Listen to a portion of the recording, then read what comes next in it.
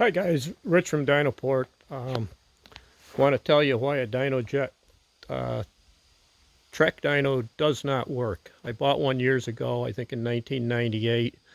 My 800 Pro stock was up to wide open within 1 second. The software they had promised me to go to 150 miles an hour kicked out at 125. They said for safety reasons. They talked me into sending the dyno back, which had 2 flywheels. $4,500 later, it came back from Montana with 4 flywheels.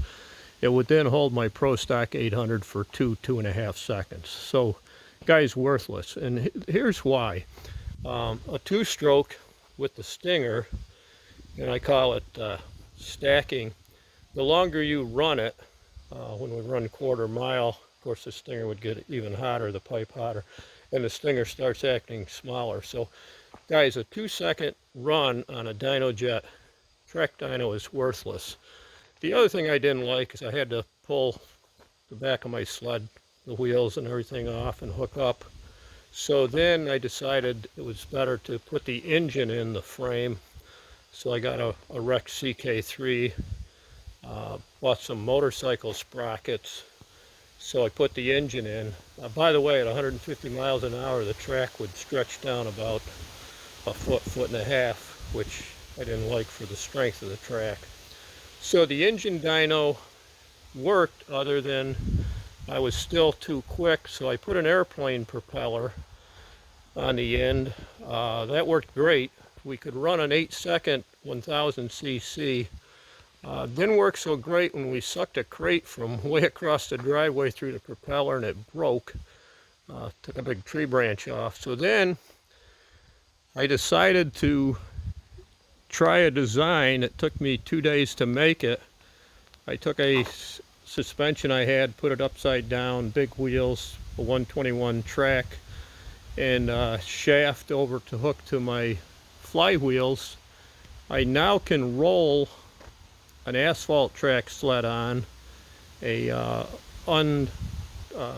studded regular track on, and depending on the size of the engine, hold it 5 to 8 seconds. I did just add a flywheel weight here with vanes, so I can hold my 1000 engine 5 or 6 seconds for 500 feet drag racing.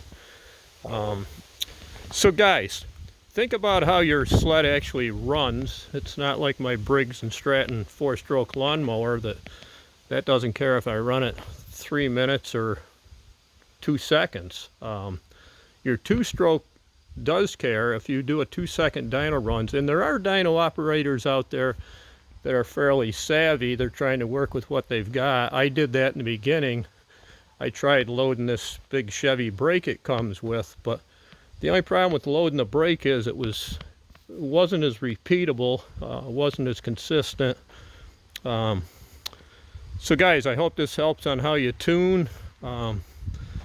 This is still not as accurate as everybody would want you to think. I still, in the field, I'm going to try an even steeper helix to see if the sled will pull it. This dyno holding at 5 or 6 for 500 feet will tell me exactly where to set my jetting, where to set the clicker on my clutch for best mile an hour. Speaking of mile an hour, I'm busy. I've got a Digitron.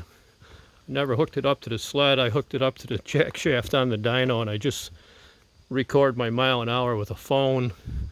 I also use the $10 option, a bicycle speedometer, which will tell me the same thing. So guys, think about how a 500-foot or quarter-mile drag race works. It's basically getting your engine tuned to its power band for the length of the run. So hope this helps.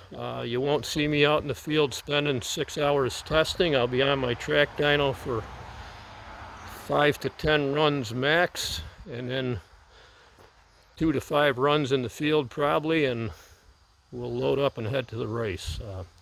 So guys, think about everything as common sense and not all the hype. It's all pretty basic, but proud of my creation, and Too bad I can't mass market it. See ya.